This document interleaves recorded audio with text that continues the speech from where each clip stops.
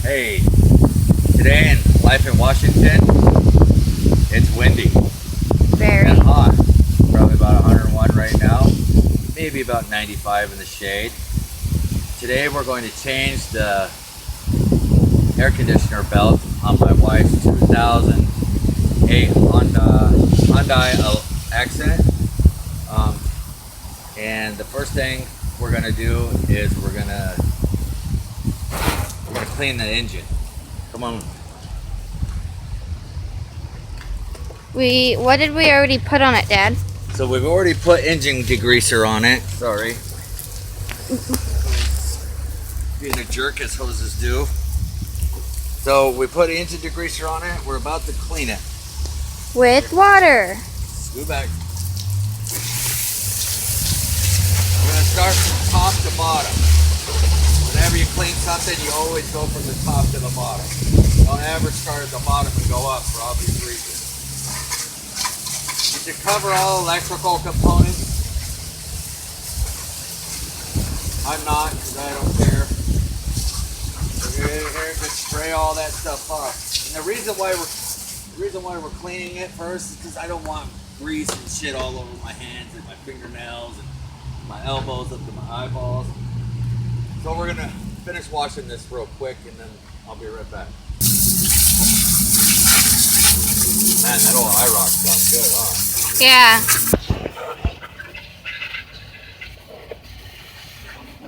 Get in all the crevices. Huh? So a good thing to do when you wash your engine, you want to check all your fluids, of course. But something that's really important to do, especially for you people in the Midwest and the areas where they use salt on the roads, is you want to stick your hose down in here and you want to wash this part out.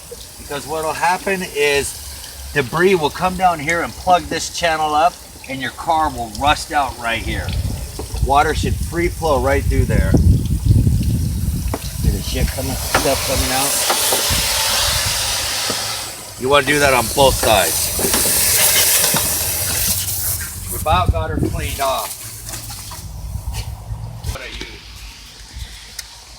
What's up? In the trunk of the car, watching Dad spray off the engine. Did you show the engine before? No. Do you remember showing this at all? No. Before I started washing it, you did show it, right? I don't. I'm pretty sure you did. Okay, come back. Okay. So what I used this gunk engine degreaser. Show it, Dad. Show it. Step 1 out of 3 steps. The second step doesn't do anything except for make your engine look pretty, and then the third step, I don't know, just another way to get more money out of you. But this works all right, but it does not work all by itself. You are going to have to get some kind of brush out and agitate the dirt. It worked all right for this, but as you can see, it didn't get all the grease off. Spots like down in here, you know, around this throttle body. But it's all right. It's all right. So what we're gonna do now, come here. So we're gonna Take off the tire. take off the tire. This stupid thing keeps falling off. I'm gonna have to fix that separately. Every time my wife hits a curb, it falls off.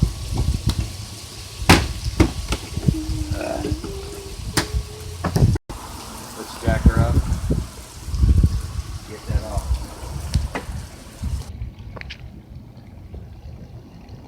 Beautiful. Okay. I'll do. Okay. We need this.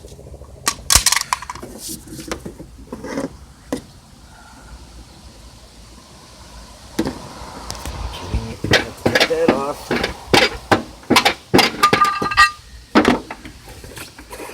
But whatever.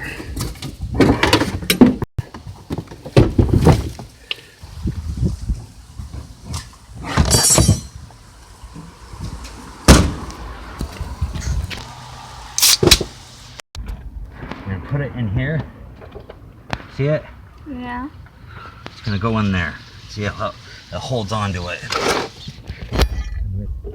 Like this to raise the car up.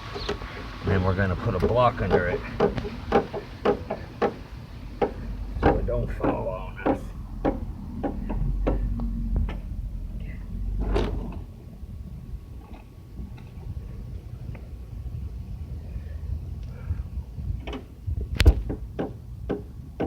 Thanks for teaching me this in case I... Okay, give me a block. But Dad, as I was saying, thank you for teaching me this in case once I get my own car, I can change my tire. Yeah, no problem. Spare.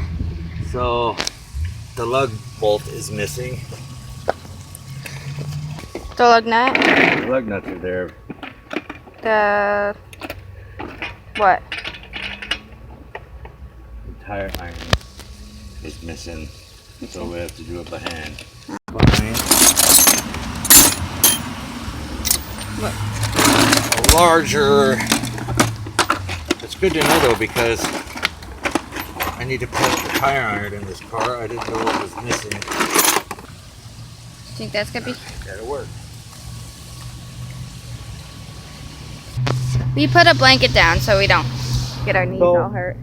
In order to get to the air conditioner belt, you have to raise the car up and take the tire off to get to the access panel.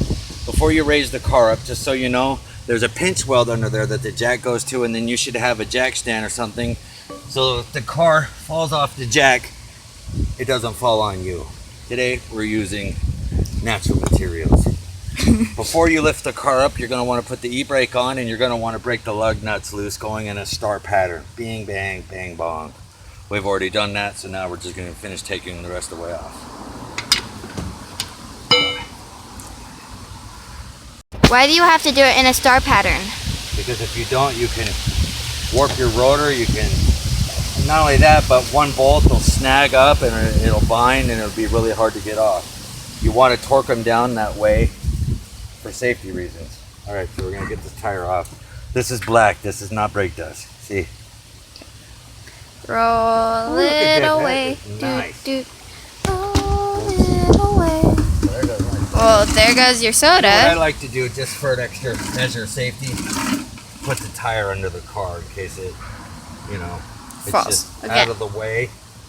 And now, go ahead and inspect your rotor. This has got a bit of a lip to it. That's not good. The brake pads are really good. So just inspect your stuff. You know, check your. We got. That's good. That's good. Now we use a 10 millimeter to get this Wait, I missed my ratchet. cover Here off. it Is that called a cover, Daddy? Yep, just the cover. I knew it. All right. And there also. So we got that Now- off. This is not a job for a big guy. Next, you will need a 12 millimeter socket Yeah. for Loosening. loosening that thing over there. And then there's another place. Why do we have to? Can't see. That's. Why do we have to loosen that part right there? I don't remember. Okay, just do it. So what are you doing now, Dad? Now I'm gonna loosen the alternator belt. I need a 5/8. I asked him for an orange, and then he goes, "No, this is working." And I'm like, "What? Oranges?" So you're going to want to disconnect this fan right here, get it out of the way. It'll also be connected right here where my finger's pointing. That's just a connection place, and you'll want to move this stuff out of the way over here, because you're going to need to get to this bolt right here. Do you see where I'm pointing? Yeah. That will loosen the alternator and let you take the alternator belt off, so you can get the air conditioner belt on. Pause. That is also a 12.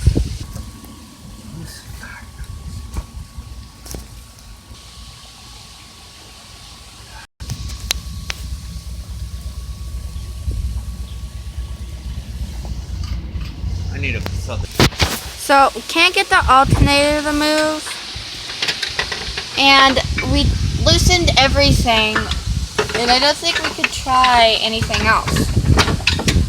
But we are continuing to look to loosen that. So, yeah. So we got the alternator off. Yay. Yay. So since we've got the alternator off, we're going to take this belt for cracks by turning it inside out and rotating it over our fingers like that. This belt is good, it's nice and supple, and there's no cracks in it whatsoever. However, this isn't the right belt. This is the one we just got out of it. This is the alternator belt. So and it is still good. There's no cracks. And it's nice and soft.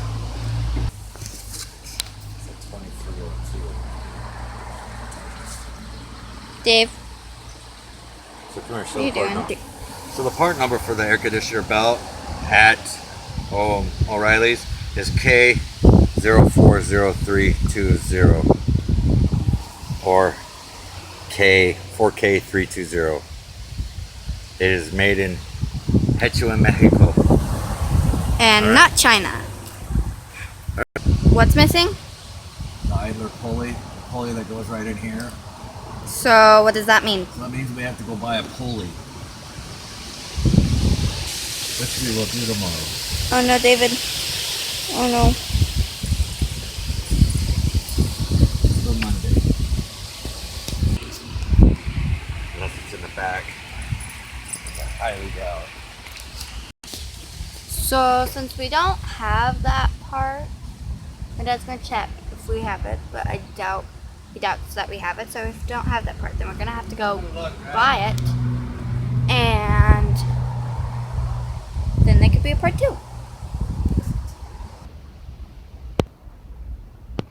Hey, Dave. So we don't have that part. Dad's going in the house now because we already checked other places. So he is going to check, but we don't think we have it. So there will probably be a part 2. Also, my phone is dying, so there has to be a part 2. And then we will fix it up. And anyways, life in Washington. Bye. Actually, my dad will probably want to close this up. So, bye. Putting the tools away. Putting these tools away. My voice sounds terrible.